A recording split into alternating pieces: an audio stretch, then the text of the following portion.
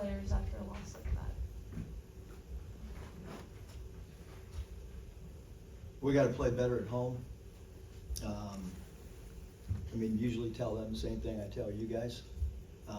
Missed crucial free throws.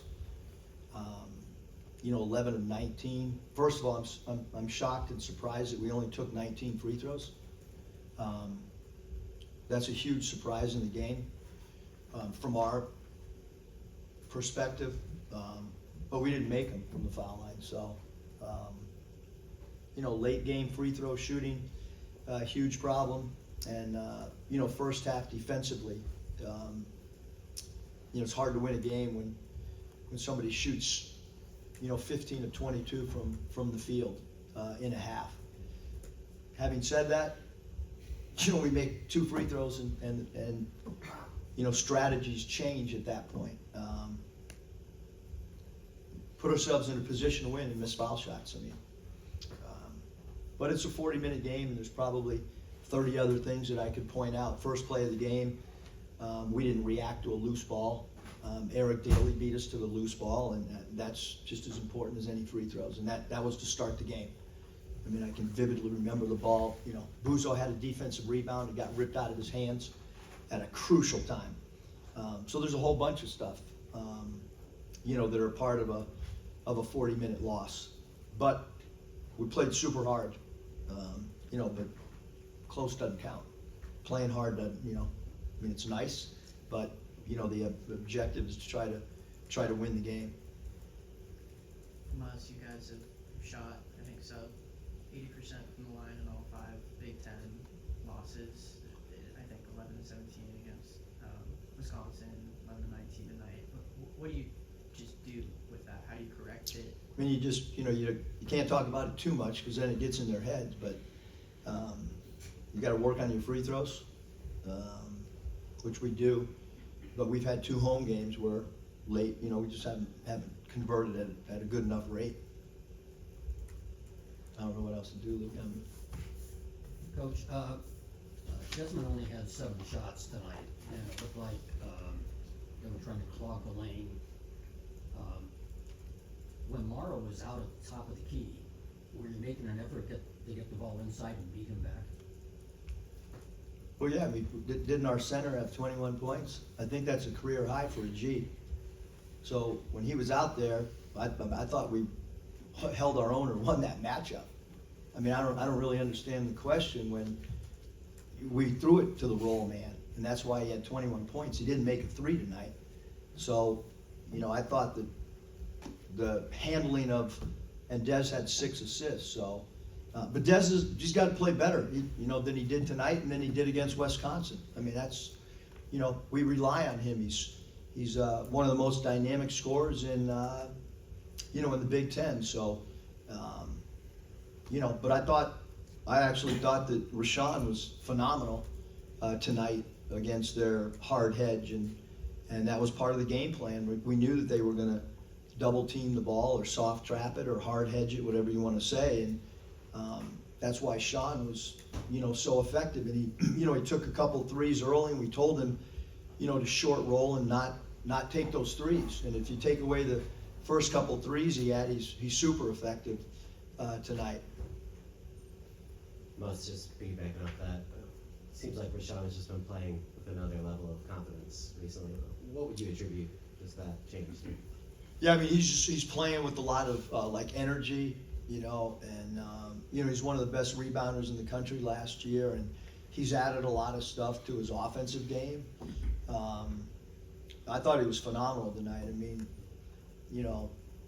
Morrow was really good too, but you pick up the stat sheet and Sean held his own. You're talking about a 6'6" guy going against a 7'3" guy, and there's going to be advantages for them at one end, and then you hope there's some advantages for us on one end. And I thought that Coach Cronin did a great job and exposed us with the height on some things, and then I thought that that Rashawn did a great job exposing them in some things as well. It was, we rely on some guys to score for us, and it didn't happen tonight. Buzo, Des, and But I did think the team played really hard. I mean, there was a time there, maybe 9 minutes to go, that some teams wouldn't have competed and battled back. And if we make a couple, I mean, you know, obviously the 3 free throws, Wesley's and then Saints too. I mean, they got to run something different, or there's a little bit more pressure when the game's tied, or you know, than when you have a 3-point cushion. Coach, I guess that's the perfect segue. I was going to ask you a question about pressure. The team plays well on the road in those tight situations. As a coach, how do you get them to play with that same type of mindset at home, where they shouldn't feel that pressure with the home court advantage? Yeah, I don't know if it's, you know, tonight's crowd was great, you know, so, yeah, I think some of the other games, you know, we walked out there and you know, the environment is what it is, you know, when there's not but Wisconsin's crowd was really good. You know, this crowd was good. Like I said, I'm searching. I mean, I've never had a team stay in a hotel the night before a home game. It's going to be discussed, you know, just because that's what we do on the road, you know. And so, you know, I'd love to say that I had the answers. I don't. But I do think there's some themes, you know. We brought up the missed foul shots against Wisconsin, missed foul shots tonight. Desmond, his play, because we rely on him, you know, and no one's blaming any player. I mean, I would never do that, but, you know, we needed somebody else to kind of step up tonight, because I thought Wesley Yates as a freshman, you know, but there's some good things happening here too. I mean, UCLA's, you know, they got a lot of returning players. We got one.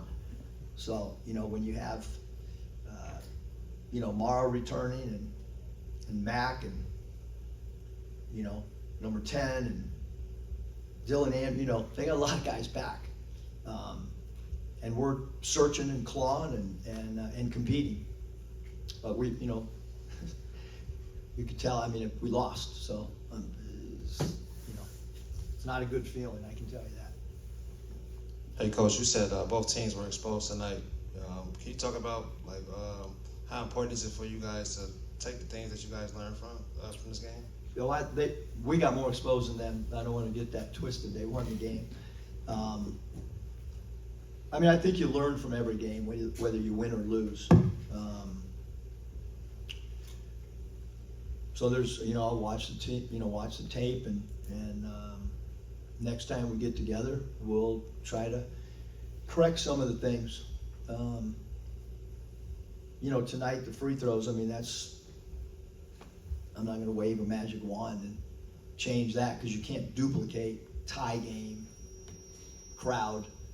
I can't do that in practice, you know. I'd love to try, but. Coach, you guys took 31 three-pointers today. I was wondering, was that part of the game plan? Yeah, I would say we knew that they kept the lane compact. You know, to be honest with you, the 31 threes probably kept us in the game in the first half. Without making the threes in the first half, we're probably down by a much larger margin. Thought in the second half there was probably 3 to 4 threes that we shouldn't have taken. But you know, whatever the percentage is, we end up shooting, you know, 36% from 3. That's a pretty good number, especially when you take the volume of that. You know, some of the statistical analysis, you know, that we do is like a stat person would tell you, we probably don't take enough threes based on our percentage and some other things. And we weren't getting free throws attempted. I mean, our team, like, not now, not this year, not like for the last 11 years, we put pressure on the rim and are one of the highest free throw attempt teams in the country. So you come into the game and you say, drive the basketball. They're a high foul team. They're a really physical team. And, you know, like I said, I mean, all these questions and stuff, and one of the most baffling is, how do we only take 19 foul shots?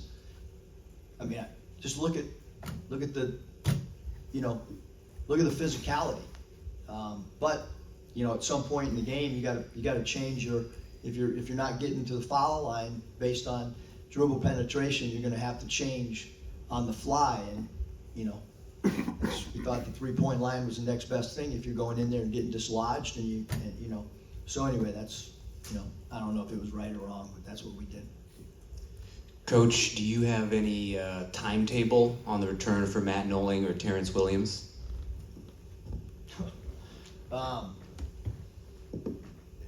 No. I mean, Terrence is nothing foreseeable.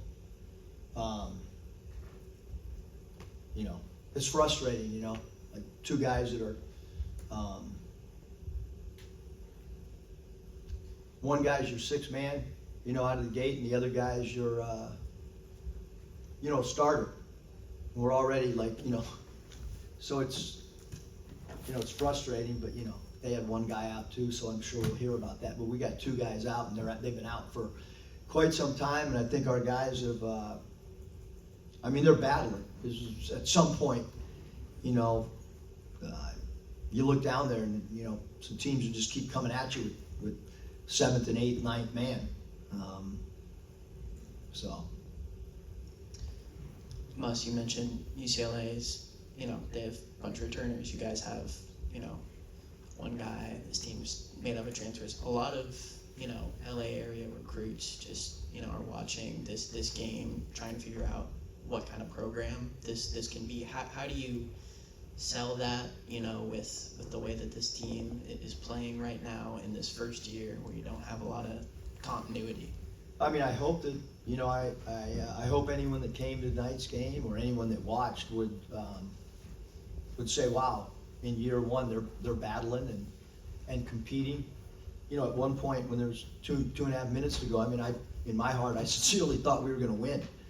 We didn't. You know, we'll see where we are in 5 years. I don't know. Hopefully I'm still sitting here and we have a team that can play in Sweet 16s, but I don't know. We'll see. Well, hopefully history repeats itself. If it doesn't, you know, I don't know. Last question.